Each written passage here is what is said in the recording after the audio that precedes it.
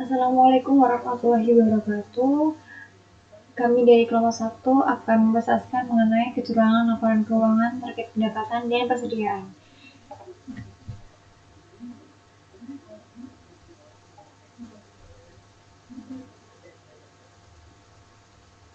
Sebelumnya, izinkan kami memperkenalkan diri, yaitu yang pertama ada saya sendiri, Sinja Farida Anggraini, yang kedua ada Rifkiansyah Ari Syaktia, yang ketiga ada Rizka Maulida, yang keempat ada Reza Oktadwi, yang kelima ada Rafif Haryanda, yang keenam ada Nurul Wahyuda, yang ketujuh ada Cici Novita, yang kedelapan ada Isin Eka Fauzi.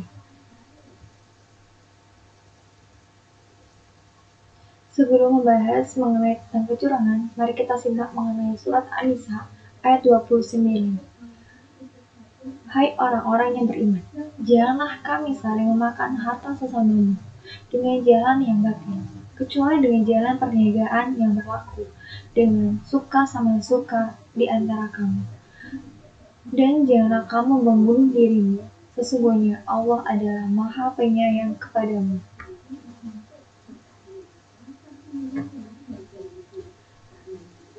Kecurangan pendapatan. Kecurangan pendapatan terjadi ketika melakukan kecurangan pada laporan keuangan.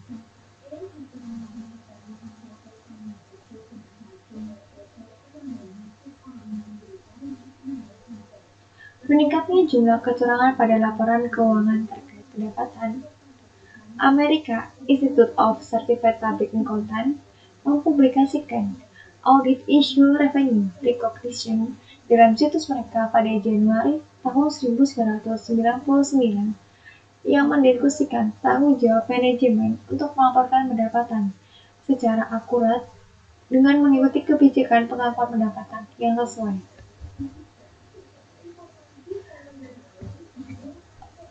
Publikasi ini juga memuat panduan-panduan audit baik yang resmi maupun tidak resmi untuk membantu auditor laporan keuangan mengidentifikasi dan merespon sinyal peringatan adanya pengakuan pendapatan yang tidak sesuai. Dan juga berfokus pada isu-isu terkait pendapatan barang dan jasa dalam kegiatan bisnis yang biasanya terjadi.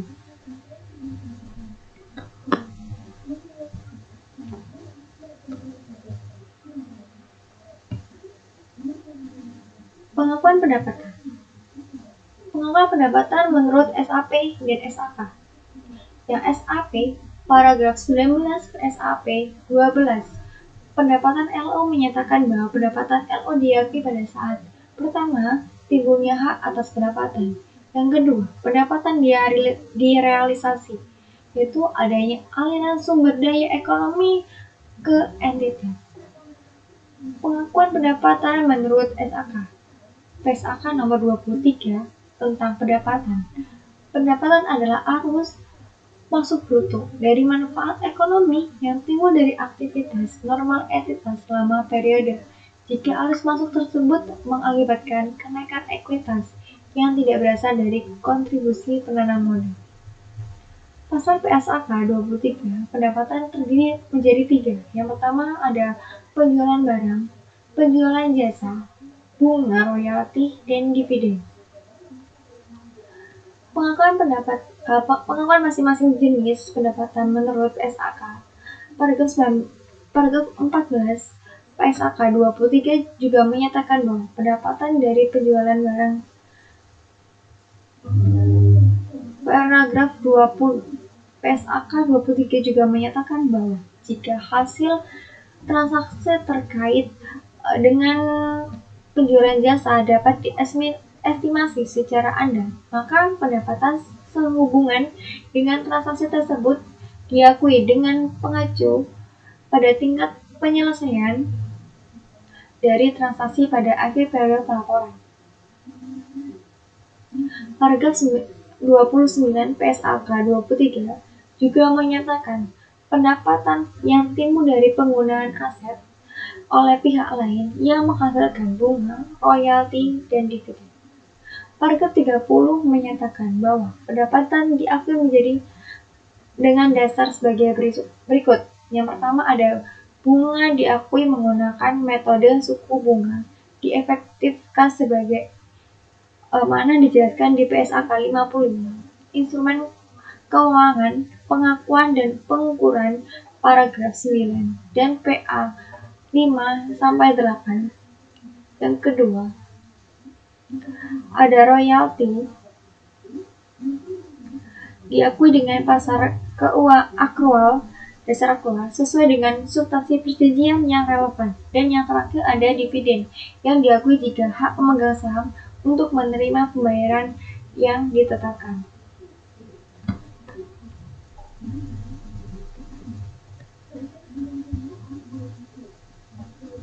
Terdapat dua alasan umum kecurangan laporan keuangan terjadi, yakni yang pertama ketersediaan berbagai alternatif yang dapat diterima dalam pengakuan pendapatan. Misal, alternatif yang dapat diterima perusahaan yang menerimakan sebelumnya, penyerahan barang atau memberikan jasa seperti waralaba, perlu mengakui pendapatan secara berbeda dengan perusahaan yang menerima uang dengan penyerahan barang atau setelah jasa diberikan, contoh perusahaan manufaktur. Ahli dalam bidang pelaporan keuangan tidak salah bersetuju terkait kapan sebuah organisasi dianggap telah memiliki kinerja yang memadai untuk mengakui pendapatan dan apa saja yang menjadi kriteria utama pengakuan pendapatan. Sejumlah perbedaan dalam pengakuan pendapatan dan kinerja antara organisasi mempersulit pengembangan standar pengakuan pendapatan untuk berbagai macam model bisnis dalam perekonomian saat ini. Bahkan dalam banyak hal harus diperbuat pertimbangan yang signifikan untuk menentukan kapan dan berapa banyak memberikan peluang.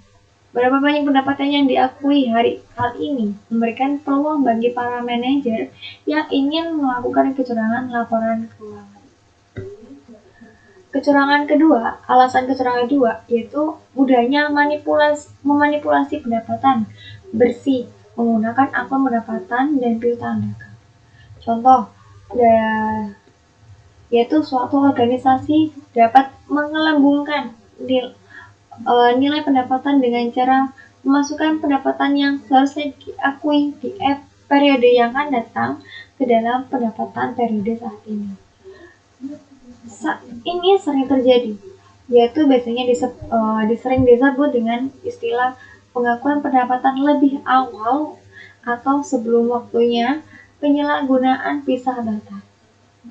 Alternatif lain untuk mendasari pencatatan pendapatan dapat diubah atau dipalsukan. Dalam kasus paling serius, dapat dibuat ayat jurnal offset menciptakan pendapatan dan piutang tanpa adanya dokumentasi yang mendasari.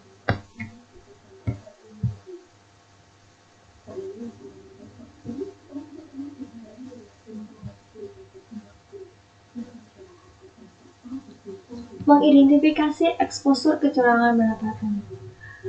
Eksposur kecurangan pendapatan harus diperhatikan dalam setiap bisnis. Eksposur tersebut melibatkan berbagai macam skema yang dapat digunakan untuk memanipulasi pendapatan dan sering juga digunakan memanipulasi piutang. Salah satu caranya bagaimana kita cara memahami kecurangan pendapatan dapat dilakukan yaitu dengan cara memahami bagaimana transaksi pendapatan dalam perusahaan. Salah satu tugas pertama dalam hal ini adalah menganalisa dan membuat diagram berbagai transaksi antara perusahaan dan pelanggannya. Kemudian dengan menganalisa akun-akun yang terlibat dalam setiap transaksi, investigator atau editor dalam menentukan bagaimana setiap transaksi bisa dibuat salah saja.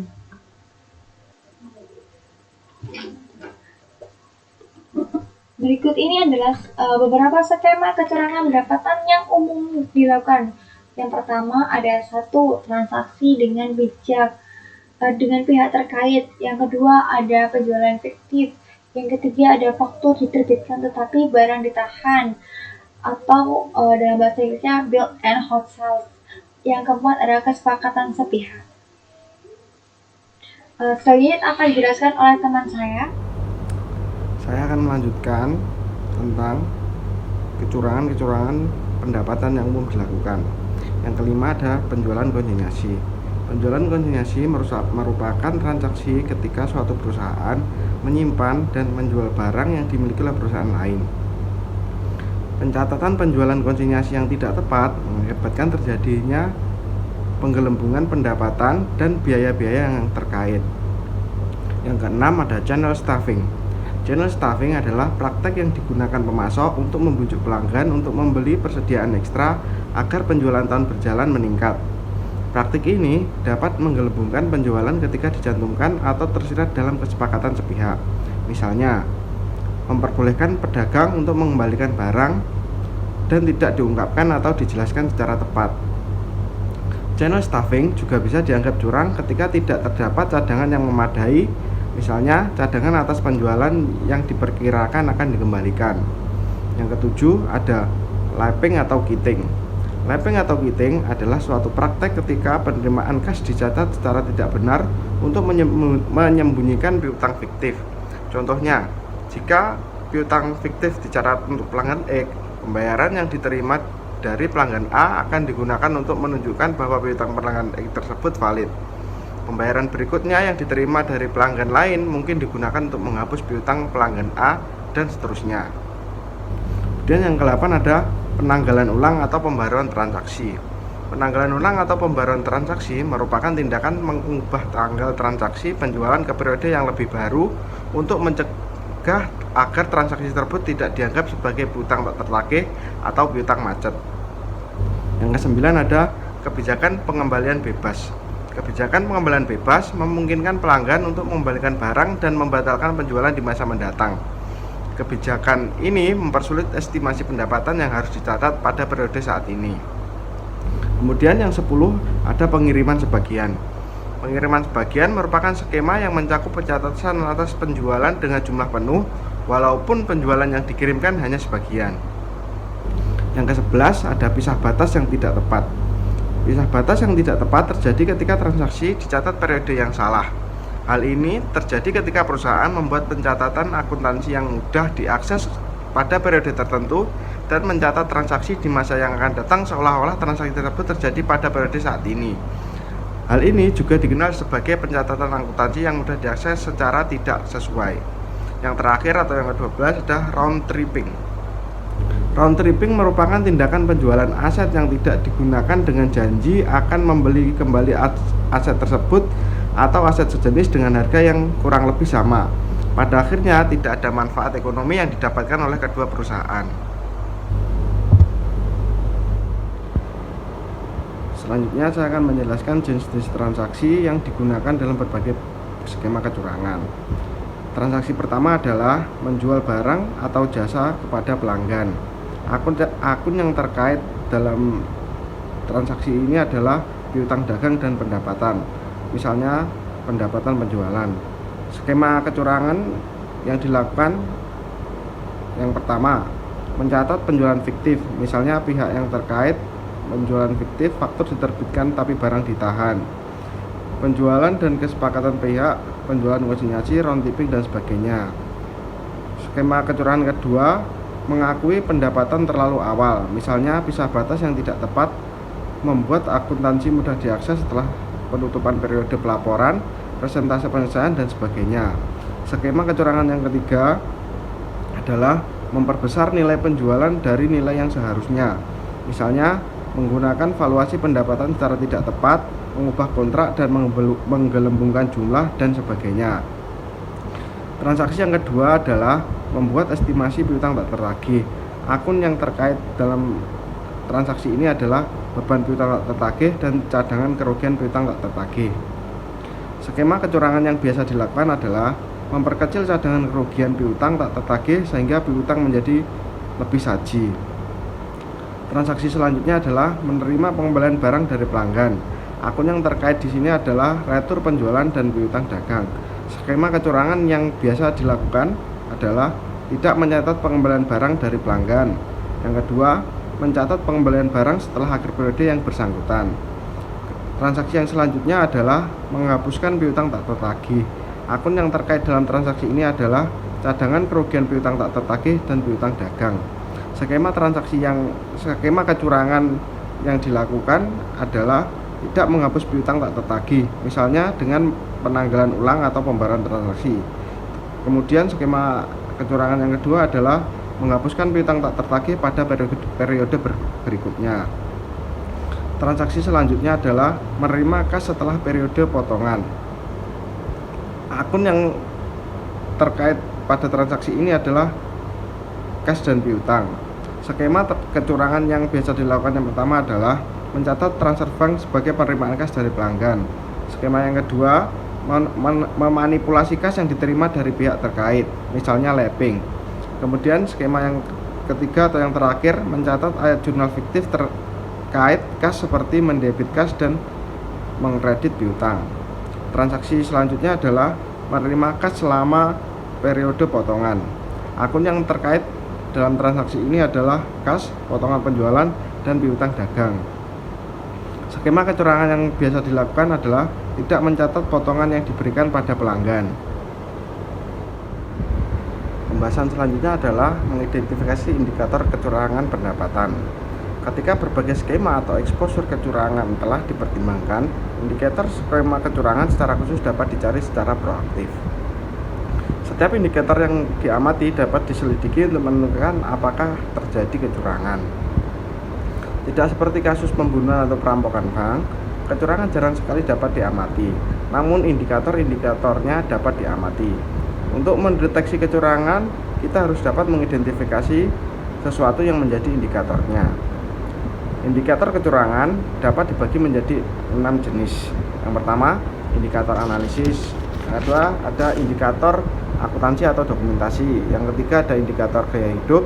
Yang keempat, ada indikator pengendalian. Yang kelima, indikator perilaku dan indikator verbal. Yang keenam, ada informasi dan pengaduan. Kita kembali yang ke indikator pertama, yaitu indikator analitis. Indikator analitis merupakan peristiwa-peristiwa ekonomi transaksi atau akuntansi atau hubungan keuangan dan non keuangan terlihat tidak wajar. Contohnya, penjualan dapat menjadi terlalu tinggi, cadangan dapat menjadi terlalu kecil, transaksi mungkin dicatat pada waktu yang salah atau oleh orang yang salah, dan sebagainya. Hal-hal tersebut merupakan hal-hal yang tidak diharapkan atau tidak dapat dijelaskan, yang di luar kebiasaan atau tidak dapat diprediksi. Kadang hal tersebut terlihat terlalu tinggi untuk menjadi kenyataan. Salah satu metode yang paling menjanjikan untuk menemukan indikator analisis dari kecurangan pendapatan adalah dengan membandingkan perubahan pendapatan dengan ukuran kinerja dan keuangan. Yang kedua, indikator akuntansi atau dokumentasi. Indikator akuntansi atau dokumentasi dapat dilihat dari ketidaksesuaian dalam pencatatan atau sistem akuntansi meliputi beberapa hal, seperti dokumen yang hilang, salinan dokumen tanpa dokumen asli yang seharusnya ada, saldo buku besar yang tidak seimbang, ayat jurnal yang tidak wajar, atau peristiwa-peristiwa sejenis. Yang ketiga, indikator gaya hidup. Indikator gaya hidup dapat dilihat ketika seorang mencuri, mereka akan membelanjakan hasil kejahatannya tersebut. Pelaku jarang sekali menyimpan apa yang mereka curi. Ketika kebutuhan mendesak yang memotivasi kecurangan tersebut telah terpenuhi, pelaku akan meningkatkan gaya hidup mereka. Walaupun kecurangan manajemen pada perusahaan kecil dan berbagai macam penyalahgunaan sering kali dimotivasi oleh indikator gaya hidup, indikator kecurangan jenis ini biasanya tidak terlihat pada kecurangan laporan keuangan di organisasi berskala besar karena manajemennya sudah mendapatkan kompensasi yang sangat baik dengan sejumlah cara yang legal. Yang keempat, indikator pengendalian. Berbagai gangguan dalam lingkungan pengendalian, sistem akuntansi atau aktivitas atau prosedur pengendalian internal yang seringkali sangat serius sehingga mengisyaratkan adanya pengabaian oleh pihak manajemen. Contohnya adalah pengabaian atau tidak adanya pemisahan tugas yang seharusnya dilakukan, komite audit yang lemah, atau sama sekali tidak ada komite audit, dan sebagainya. Kemudian indikator yang kelima adalah indikator perilaku dan indikator verbal. Sebagian besar pelaku kecurangan adalah orang yang melakukan untuk pertama kalinya. Ketika mereka melakukan kecurangan, mereka akan merasa bersalah, yang kemudian mendorong timbulnya stres. Untuk mengatasi stres ini, pelaku kecurangan mengubah perilaku mereka atau mencoba untuk menyembunyikan indikator kecurangan. Bersamaan dengan respon secara verbal, perubahan-perubahan perilaku ini sering kali merupakan indikator kecurangan yang sangat terlihat. Kemudian yang terakhir, informasi dan pengaduan. Kategori terakhir dari indikator kecurangan adalah informasi pengaduan dari pegawai, pasangan, pemasok, pelanggan, dan pihak-pihak lainnya. Meskipun tidak boleh mengabaikan informasi, sebagian besar informasi dan pengaduan dimotivasi oleh faktor selain kecurangan, seperti balas dendam, mencari perhatian, atau alasan-alasan lainnya. Perlu diketahui, dalam mendeteksi kecurangan, indikator seharusnya dilihat berdasarkan konteks.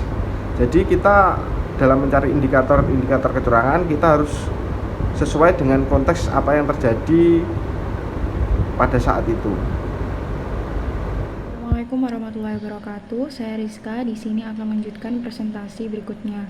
Pada kecurangan laporan keuangan terkait pendapatan, beberapa indikator paling umum dari keenam kategori indikator kecurangan yang telah dibahas sebelumnya adalah yang pertama, indikator analitis. Contohnya misal pendapatan atau penjualan yang terlihat terlalu tinggi, atau bisa juga potongan penjualan yang terlihat terlalu rendah. Yang kedua, indikator akuntansi atau indikator dokumentasi. Contohnya misal saldo atau transaksi terkait pendapatan yang tidak didukung atau tidak diotorisasi, atau bisa juga dokumen yang hilang dalam siklus pendapatan. Yang ketiga, indikator pengendalian. Contohnya, manajemen mengabaikan aktivitas pengendalian internal yang signifikan terkait siklus pendapatan. Yang keempat, indikator perilaku dan indikator verbal. Contohnya misal respon yang tidak konsisten, tidak jelas, atau tidak masuk akal dari manajemen atau pegawai terhadap timbulnya pertanyaan terkait pendapatan atau prosedur analitis. Yang kelima, indikator dari gaya hidup. Contohnya, misal penjualan saham perusahaan dalam skala besar pada waktu yang berdekatan dengan tanggal diumumkannya perolehan laba atau pada tanggal lainnya yang tidak wajar. Dan yang terakhir, indikator informasi dan pengaduan. Contohnya, misal informasi atau pengaduan bahwa kecurangan pendapatan mungkin sedang terjadi, baik yang bersumber dari sistem whistleblower perusahaan ataupun dengan cara lainnya. Berikutnya mengenai pencarian secara aktif indikator kecurangan pendapatan. Supaya kecurangan laporan keuangan dapat terdeteksi, indikator kecurangan harus diambil dan diketahui. Pihak-pihak yang berkepentingan seperti auditor dapat mencari indikator kecurangan dengan dua cara berikut, yaitu yang pertama menunggu sampai mereka mungkin menemukan indikator secara kebetulan, atau mereka melakukan pencarian secara proaktif terhadap kemungkinan adanya indikator tersebut. Berikutnya, pencarian secara aktif indikator analitis terkait pendapatan. Jenis analisis laporan keuangan yang bisa dilakukan yaitu yang pertama, melakukan analisis terhadap saldo keuangan dan hubungannya dalam laporan keuangan. Dapat dilakukan dengan cara mencari perubahan yang tidak wajar pada saldo pendapatan dan piutang dagang dari periode ke periode, atau mencari perubahan yang tidak wajar dalam hubungannya dengan akun siklus pendapatan dari periode ke periode. Yang kedua, dengan membandingkan jumlah yang ada dalam laporan keuangan atau hubungannya dengan informasi yang terkait. Dapat dilakukan dengan membandingkan hasil keuangan dan tren perusahaan dengan hasil keuangan dan tren dari perusahaan-perusahaan sejenis dalam industri yang sama, atau membandingkan jumlah yang tercatat dalam laporan keuangan dengan jumlah finansial ataupun non-finansial. Berikutnya, berfokus pada perubahan saldo atau jumlah akun yang tercatat dari periode ke periode. Hal ini dapat dilakukan dengan 3 cara. Yang pertama, berfokus pada dan menghitung perubahan angka yang sebenarnya terdapat dalam laporan keuangan itu sendiri. Yang kedua, menggunakan proses analisis horizontal, yaitu metode dengan membandingkan persentase perubahan dalam saldo akun dari satu periode ke periode berikutnya. Dan yang terakhir, dengan mempelajari laporan arus kas. Akan melanjutkan presentasi tentang berfokus pada perubahan hubungan terkait pendapatan. Cara pertama adalah berfokus pada perubahan berbagai rasio yang terkait dengan pendapatan dari satu periode ke periode yang lain. Rasio yang paling umum digunakan untuk menemukan indikator analisis kecurangan pendapatan adalah yang pertama rasio laba kotor, yang kedua rasio persentase retur penjualan, yang ketiga rasio persentase potongan penjualan, Yang keempat, perputaran piutang dagang. Yang kelima, rasio jumlah hari dalam piutang. Yang keenam, cadangan piutang tak tertagih sebagai persentase dari piutang dagang. Yang ketujuh, rasio perputaran aset. Yang kedelapan, rasio perputaran modal kerja. Yang kesembilan, rasio margin kinerja operasional. Yang kesepuluh, laba per lembar saham. Cara kedua untuk berfokus pada hubungan-hubungan dalam laporan keuangan sebagai indikator kecurangan adalah dengan mengkonferensikan laporan keuangan dalam bentuk presentase dan melakukan analisis vertikal. Seperti halnya analisis horizontal yang merupakan cara sangat efektif dalam menemukan adanya indikator analisis kecurangan terkait perubahan saldo akun. Analisis vertikal juga efektif dalam mengidentifikasi adanya sejumlah perubahan hubungan pada laporan keuangan yang harus diinvestigasi. Dengan menggunakan beberapa rasio, pada umumnya kita hanya berfokus pada satu atau dua hubungan dalam laporan keuangan pada satu waktu. Jika hubungan tersebut berubah menjadi indikator yang jelas menandakan adanya suatu kecurangan, di sisi lain dengan menggunakan analisis vertikal kita dapat mengamati hubungan yang ada di antara semua angka yang ada di dalam laporan posisi keuangan dan laporan laba rugi komprehensif secara bersamaan. Kesulitan dalam menggunakan analisis horizontal, vertikal, atau rasio adalah untuk mengetahui kapan perubahan dalam saldo akun atau hubungan dianggap cukup signifikan untuk mengindikasi kemungkinan terjadinya kecurangan.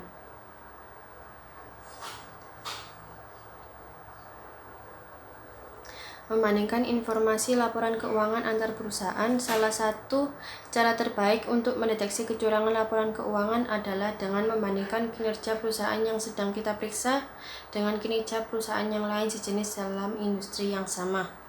Contohnya, dalam kasus kecurangan equity funding, laporan keuangan perusahaan menunjukkan bahwa perusahaan asuransi tersebut sangat menguntungkan dan sedang berkembang pada saat industri asuransi lain sedang berjuang dan berkurang menguntungkan secara signifikan. WorldCom juga menunjukkan adanya kinerja yang tinggi dan tidak wajar pada industri telekomunikasi ketika perusahaan tersebut melakukan kecurangan. Faktor ekonomi dan faktor perusahaan industri umumnya juga akan mempengaruhi perusahaan yang sejenis dengan cara yang hampir sama. Perbandingan dengan perusahaan lain dapat dilakukan dengan analisis horizontal atau vertikal.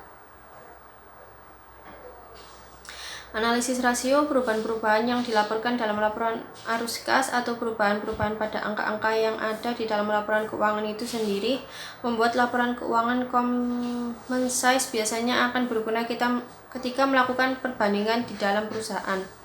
Perbandingan laporan keuangan common size antar perusahaan dalam industri yang sama dapat secara cepat menarik perhatian terhadap variasi yang ada di dalam laporan keuangan sehingga mendorong dilakukannya investigasi terhadap variasi tersebut.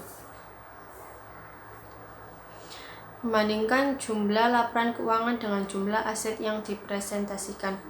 Membandingkan jumlah yang tercatat dalam laporan keuangan dengan aset real seringkali menjadi cara yang tepat untuk mendeteksi adanya kecurangan.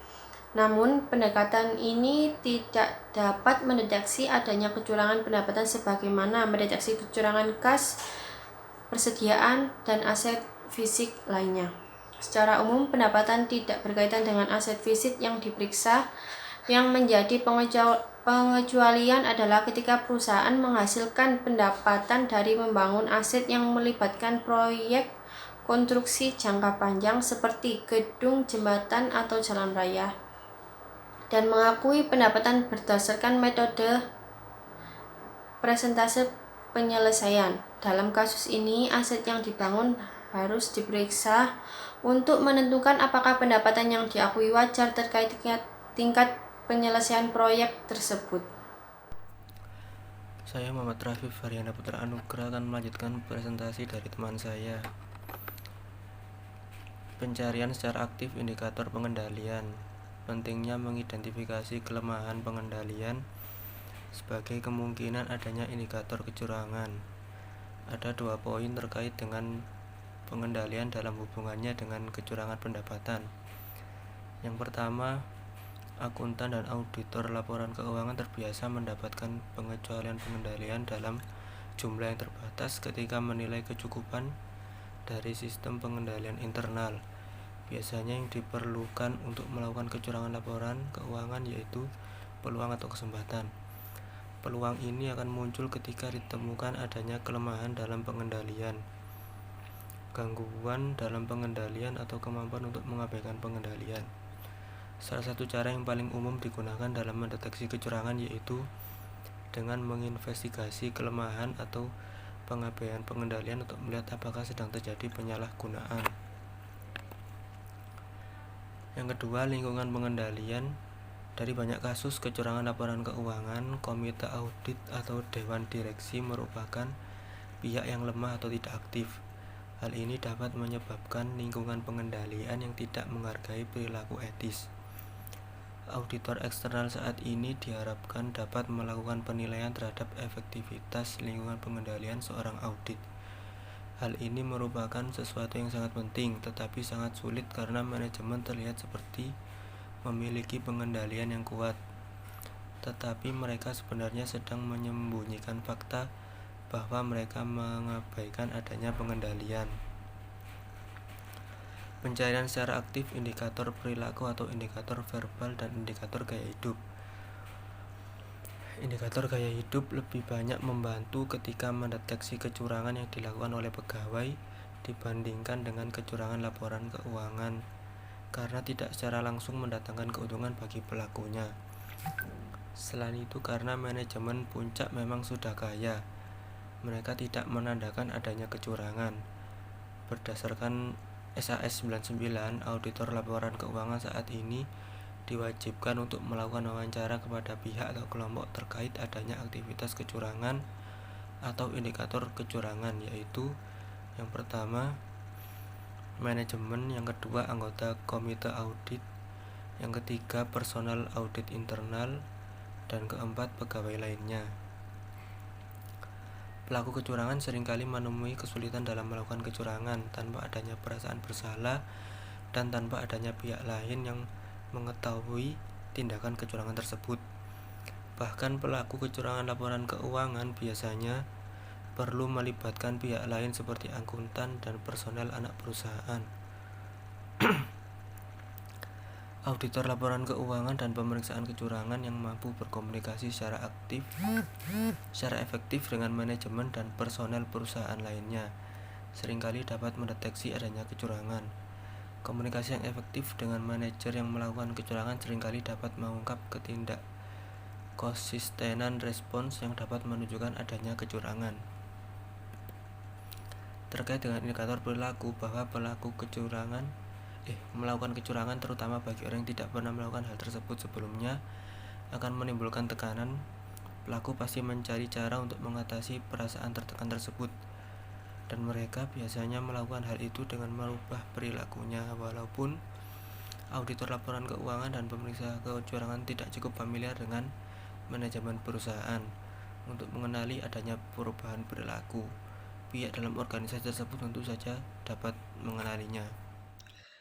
Selanjutnya adalah pencarian secara aktif untuk informasi dan pengaduan.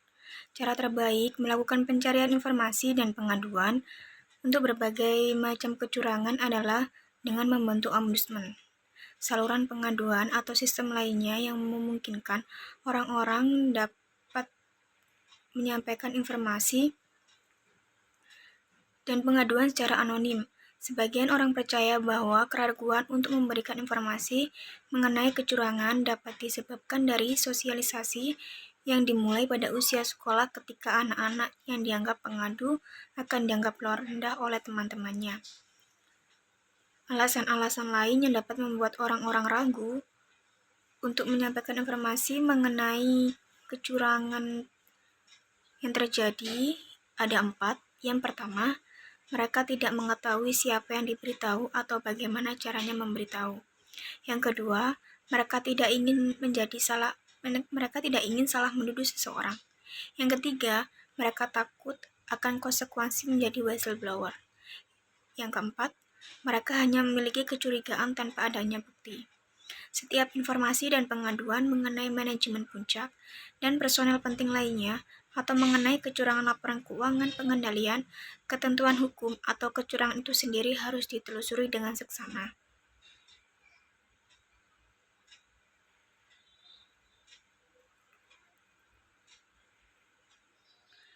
Menindaklanjuti indikator-indikator kecurangan pendapat. Indikator-indikator kecurangan dapat menimbulkan dugaan atau alasan untuk meyakini bahwa kecurangan mungkin saja sedang terjadi. Ketika ada dugaan dan jika kondisi memungkinkan, maka investigasi harus segera dilakukan. Berbagai prosedur investigasi akan membantu memastikan apakah kecurangan benar-benar terjadi, dan jika hal itu memang benar-benar terjadi, perusahaan investigasi juga akan membantu memastikan sejauh mana kecurangan tersebut. Selanjutnya, kecurangan persediaan dan harga pokok penjualan. Kecurangan laporan keuangan yang paling umum lainnya adalah memanipulasi akun-akun persediaan dan harga pokok penjualan. Contoh, ini adalah sebuah contoh yaitu dari Red Hat Corporation. Walaupun Red Hat melakukan berbagai jenis kecurangan yang berbeda, salah satu kecurangan yang paling sering dilakukan adalah memperbesar laba bersih dengan cara mengelola nilai persediaan tersebut. Harga pokok penjualan juga dapat menjadi kurang saji dengan cara memperbesar retur pembelian dan potongan pembelian.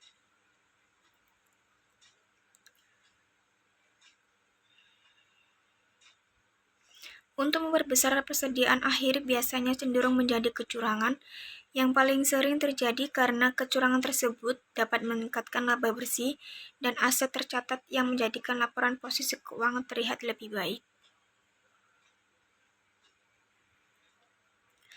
Di sini ada tabel 3.5 perhitungan harga pokok penjualan. Dari analisis tabel 3.5 tersebut, jika persediaan akhir lebih saji, harga pokok penjualan menjadi kurang saji, dan margin kotor serta laba bersih menjadi lebih saji dengan jumlah yang sama atau tidak termasuk pajak.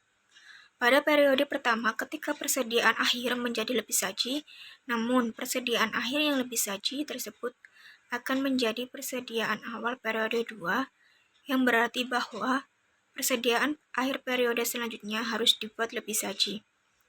Dan harga pokok penjualan pada periode 2 akan menjadi lebih saji dan membuat margin kotor dan laba bersih menjadi kurang saji.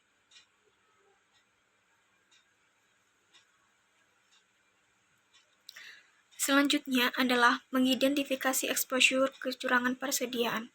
Yang pertama, kita akan mengidentifikasi exposure kecurangan laporan keuangan, kemudian membahas indikator kecurangan persediaan, selanjutnya mendiskusikan cara untuk melakukan pencarian secara aktif indikator kecurangan tersebut. Yang terakhir, mempertimbangkan cara-cara untuk menindaklanjuti indikator tersebut dengan menemukan adanya kecurangan persediaan. Di sini terdapat sejumlah potensi skema kecurangan tersebut. Beberapa skema yang paling umum, yang pertama, pencatatan ganda. Ini terjadi ketika akun persediaan tertentu dihitung sebanyak 2 kali. Yang kedua, kapitalisasi biaya yang seharusnya dibebankan. Ketika perusahaan menggelembungkan nilai persediaannya dengan menambahkan biaya-biaya seperti biaya penjualan atau biaya administrasi dan umum pada akun persediaan, bukan mencatat biaya-biaya tersebut sebagai beban pada periode terjadinya. Yang ketiga, ada permasalahan pisah batas. Terjadi ketika perusahaan menunda penurunan nilai buku persediaan, mencatat retur dari periode yang lebih awal, mencatat pembelian pada periode berikutnya, dan melakukan praktis jenis lainnya. Yang keempat, estimasi berlebihan terhadap persediaan. Terjadi ketika penerapan metode pengambilan sampel yang tidak tepat. Yang kelima, faktur diterbitkan tetapi barang ditahan. Maksudnya, penjual menahan barang untuk membeli karena pembeli mungkin belum siap atau belum mampu menerima pengiriman pada saat dilakukan pemesanan. Yang keenam, persediaan konsinyasi. Ini adalah barang yang ditahan dan dijual oleh perusahaan untuk perusahaan lain. Di sini ada contoh gambar 3.3 exposure kecurangan laporan keuangan terkait persediaan. Ada 9 transaksi yang berbeda yang mempengaruhi perhitungan persediaan dan harga pokok penjualan. Assalamualaikum warahmatullahi wabarakatuh. Saya Cici Novita. Saya akan melanjutkan presentasi yang sebelumnya dipresentasikan oleh teman saya, yaitu mengenai mengidentifikasi indikator kecurangan persediaan. Berikut ada beberapa transaksi sekaligus akun yang terkait dengan skema kecurangannya. Yang pertama ada pembelian persediaan. Akun yang terkait yaitu persediaan utang dagang. Skema kecurangannya nilai pembelian yang kurang saji, keterlambatan dalam mencatat penjualan yang tidak dicatat. Yang kedua yaitu pengembalian barang dagangan kepada pemasok. Akun yang terkait utang dagang persediaan. Skema kecurangannya retur penjualan yang lebih saji, pencatatan retur pada periode yang lebih awal atau permasalahan pisah batas. Yang ketiga yaitu pembayaran kepada pemasok dalam periode potongan. Akun yang terkait utang dagang persediaan kas, skema kecurangannya potongan pembelian yang lebih saji tidak mengurangi biaya persediaan. Yang keempat yaitu pembayaran kepada pemasok tanpa potongan pembelian. Akun yang terkait yaitu utang dagang kas, skema kecurangannya dibahas dalam bab 4. Dan selanjutnya ada persediaan dijual, harga pokok penjualan diakui, kemudian akun yang terkaitnya harga pokok penjualan persediaan, skema kecurangannya pencatatan jumlah yang terlalu rendah tidak mencapai harga pokok penjualan atau mengurangi persediaan. Berikut adalah beberapa kategori indikator kecurangan persediaan. Yang pertama ada indikator analitis, yang kedua ada indikator akuntansi atau indikator dokumentasi, yang ketiga indikator pengendalian, yang keempat indikator perilaku atau indikator verbal, yang kelima indikator gaya hidup, yang keenam informasi dan pengaduan. Sebagaimana jenis-jenis kecurangan lainnya, indikator kecurangan persediaan dapat ditemukan melalui salah satu dari dua cara berikut. Yang pertama, tunggu sampai Anda menemukan indikator-indikator tersebut secara kebetulan. Yang kedua, secara proaktif mencari indikator-indikator tersebut. Cara yang lebih khusus untuk menemukan indikator-indikator kecurangan tergantung pada jenis indikator kecurangan apa yang akan dicari. Untuk menentukan apakah akun dianggap tidak umum, Anda membutuhkan referensi, ekspektasi atau dasar yang dapat digunakan sebagai pembanding atau jumlah yang dicatat. Fokus pada perubahan saldo yang tercatat dari periode ke periode. Terdapat ketiga cara untuk berfokus pada perubahan saldo yang tercatat dari periode ke periode. Yang pertama, berfokus pada perubahan dalam angka yang terdapat dalam laporan keuangan yang sebenarnya. Yang kedua, yaitu dengan metode arus kas. Yang ketiga, menggunakan metode horizontal, yaitu dengan menganalisis perubahan presentasi saldo akun dari periode ke periode. Assalamualaikum warahmatullahi wabarakatuh. Saya Istin Eka akan melanjutkan materi selanjutnya. Untuk materi selanjutnya ada tabel 3.7 analisis kecurangan persediaan dalam laporan keuangan. Di sini terdapat menganalisis saldo laporan keuangan dan hubungan-hubungan dalam laporan keuangan. Selanjutnya mencari perubahan-perubahan yang tidak wajar dalam saldo akun persediaan dan harga pokok penjualan dari periode ke periode. Mencari perubahan-perubahan yang tidak wajar dalam hubungan di antara persediaan dan harga pokok penjualan dari periode ke periode, membandingkan jumlah dan hubungan-hubungan yang ada dalam laporan keuangan dengan informasi lainnya, membandingkan hasil-hasil keuangan dan tren perusahaan dengan perusahaan sejenis yang ada pada industri yang sama. Yang terakhir, membandingkan jumlah-jumlah yang tercatat dalam laporan keuangan dengan jumlah-jumlah pada laporan non-keuangan.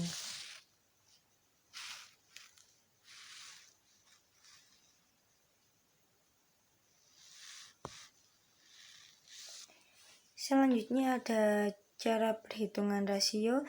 Di sini terdapat rasio laba kotor yang dihitung dengan cara membagi laba kotor dengan penjualan. Yang kedua ada perputaran persediaan yang dihitung dengan cara membagi harga pokok penjualan dengan rata-rata persediaan. Yang ketiga ada jumlah hari untuk penjualan persediaan dihitung dengan cara membagi jumlah hari dalam satu periode dengan rasio perputaran persediaan. Untuk selanjutnya ada 4 rasio lain yang dapat mendeteksi kecurangan persediaan, yaitu ada rasio perputaran aset dihitung dengan cara membagi penjualan bersih dengan rata-rata total aset. Yang kedua, rasio perputaran modal kerja dihitung dengan cara membagi penjualan bersih dengan rata-rata modal kerja. Aset lancar dikurangi liabilitas lancar selama 1 periode. Kemudian yang ketiga ada rasio kinerja operasional dihitung dengan cara membagi laba bersih dengan penjualan bersih. Yang terakhir ada laba per lembar saham yang merupakan rasio yang paling banyak digunakan. Ketika laba bersih menjadi lebih saji, maka laba per lembar akan mengalami peningkatan. Selanjutnya ada membandingkan informasi laporan keuangan dengan perusahaan lain. Ada 2 hal yang harus diperhatikan. Yang pertama ada jenis persediaan yang dimiliki perusahaan. Yang kedua peningkatan jumlah persediaan dalam perusahaan. Di sini Anda harus selalu bertanya pada diri Anda sendiri, mengapa atau ada apa dengan perusahaan ini yang membuatnya berbeda dengan perusahaan yang lain yang sejenis. Jika tidak ada jawaban, mungkin Anda akan mendapati kecurangan yang terjadi dalam perusahaan tersebut. Jenis persediaan yang dimiliki ini entah berapa persediaan jenis yang ada, dan untuk peningkatannya ini dalam 1 bulan itu naik berapa peningkatan, seperti itu. Untuk selanjutnya adalah perbandingan jumlah dalam laporan keuangan dengan jumlah aset yang direpresentasikan. Membandingkan jumlah yang tercatat dalam laporan keuangan dengan jumlah aset yang seharusnya direpresentasikan adalah cara paling sesuai untuk mendeteksi kecurangan laporan terkait dengan persediaan. Selanjutnya ada pencarian secara aktif indikator akuntansi atau indikator dokumentasi. Sebagaimana kecurangan pendapatan merupakan cara umum yang digunakan untuk manajemen melakukan kecurangan persediaan dengan cara memposting ayat jurnal pada akuntansi. Perangkat lunaknya seperti ACL atau IDEA dapat digunakan untuk menentukan apakah setiap ayat jurnal tidak umum dapat ditinjau dari 5W. Yang pertama ada who, siapa yang memposting jurnal. Kemudian what, untuk apa jurnal tersebut. When, kapan jurnal diposting. Where, di mana entry tersebut diposting dalam sistem akuntansi. Kemudian why, mengapa jurnal tersebut diposting. Materi selanjutnya adalah pencarian secara aktif indikator pengendalian persediaan. Pengendalian persediaan harus diperiksa secara seksama. Jika tidak memadainya, pengendalian akan menciptakan peluang fraud triangle terkait persediaan, pembelian, dan harga pokok penjualan. Hal yang harus diperhatikan adalah yang pertama ada pembelian, meliputi permintaan pembelian dan order pembelian. Yang kedua ada penerimaan, meliputi laporan penerimaan dan pengendalian fisik. Yang ketiga ada pencatatan liabilitas, yaitu meliputi faktor pemasok dan memo debit. Yang keempat ada pengeluaran kas yang berisi seperti cek dan sebagainya. Yang kelima penyimpanan, pemrosesan, dan pengiriman barang, serta transfer harga pokok persediaan meliputi biaya persediaan yang sebenarnya. Selanjutnya adalah pencarian secara aktif indikator perilaku atau indikator verbal dan indikator gaya hidup. Mungkin di slide sebelumnya terdapat materi ini, namun mencari indikator perilaku, dan indikator verbal akan bermanfaat jika jumlah persediaan yang tercatat tergantung pada tujuan manajemen. Contohnya, jika manajemen berencana dan percaya bahwa perusahaan dapat menjual produk yang ada, maka perusahaan tidak akan menghapus jumlah persediaan tersebut sebagai produk yang usang.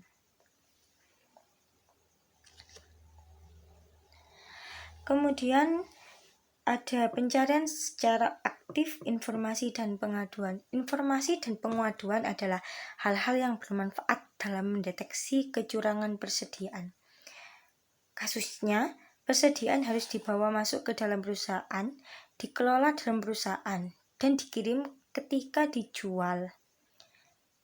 Dengan melibatkan orang-orang yang menangani arus fisik persediaan, orang-orang tersebut tidak memahami sifat dasar audit sehingga beberapa jenis kecurangan dapat terjadi. Contohnya, manfaat dari pengajuan berbagai pertanyaan dan meminta informasi. Perhatikan kasus staf auditor dari KAP yang sebelumnya merupakan salah satu KAP di Big Six yang sedang melakukan audit.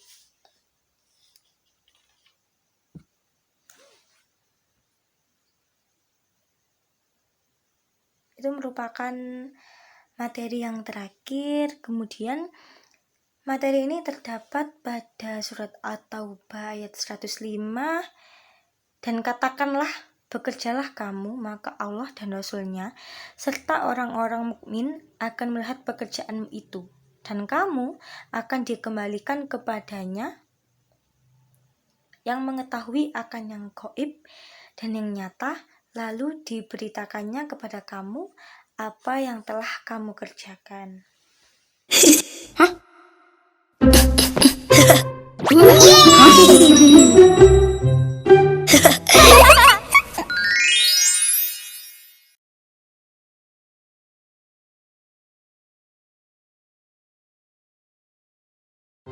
Nah, anak-anak, tadi adalah cara merubah satuan berat dari ons ke kilogram. Semoga kalian semua sudah paham ya. Insyaallah, Pak. Paham, Pak. Kalau gitu, sekarang kita adakan kuis. Oh, baik, Pak.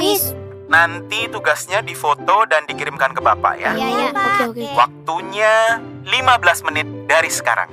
Waduh, mendadak banget, Pak. Waduh. 1000 ons, 200 ons. Tinggal kirim. Heru 73. Nusa 95. Alhamdulillah. Syifa 90. Alhamdulillah. Dan nilai tertinggi diraih oleh Abdul dengan nilai 100. Selamat untuk Abdul ya. Terima kasih. Nah, sekarang Bapak akan memberikan satu tugas kelompok, Tugas kelompok. yaitu menghitung berat barang-barang yang ada di rumah, lalu diubah jadi kilogram atau ounce.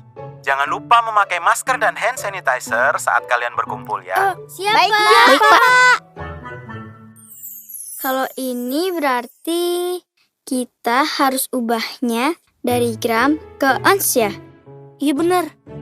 Dul, kita udah beres nih. Kamu gimana? Waduh, dikali apa dibagi ya? Hah? Kenapa, Dul? Ini nih, Abdul bingung. Hah? Loh, kemarin kan nilai kuis kamu 100, Dul. Iya. Kemarin itu Abdul salin jawabannya dari internet. Oh, jadi kemarin nilai 100 itu hasil copy paste. Itu namanya curang, Dul.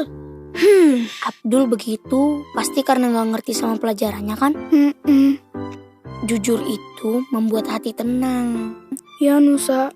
Sebaliknya, kalau kita curang, bikin hati jadi gelisah. Walau nilai 100, tapi kamu sendiri tetap nggak ngerti kan? Iya. Dulu, Syifa juga sama kayak kamu, Dul. Suka nggak ngerti kalau belajar online. Oh gitu. Tapi, sejak pakai ruang guru, jadi lebih ngerti deh. Bener tuh, Dul. Selama pandemi, ruang guru ngebantu kita banget untuk belajar online. Emang di ruang guru kita bisa apa aja sih? Wah, banyak fiturnya, Dul. Nih, Nusa belajar pakai aplikasi Ruang Guru. Wah. Di sini, kamu bisa belajar lewat video interaktif. Ada animasinya loh. Seru gak belajar lewat video? Seru, Dul.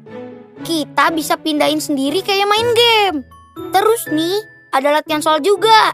Biar kita paham sama materi yang ditonton. Wah, Abdul juga mau pakai Ruang Guru. Iya dong, harus. Biar beneran ngerti dan nilainya oke. Iya. Di Ruang Guru, kita bisa nonton video belajar interaktif sesuai dengan kurikulum sekolah. Materinya lengkap dari kelas SD sampai SMA. Jadi kalau ada tugas atau PR yang nggak ngerti, langsung aja buka Ruang Guru. Insya Allah paham. Yang ini 10 gram. Oh gitu. Selamat untuk kalian semua karena kalian semua mendapatkan nilai 100.